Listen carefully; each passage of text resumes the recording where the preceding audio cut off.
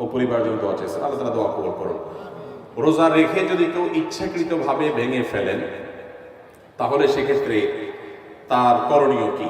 তিনি কি একটি রোজা কাজা রাখলেই হবে, নাকি তার সাথে আরো টানা 60টা রোজা কাফারা রাখতে হবে?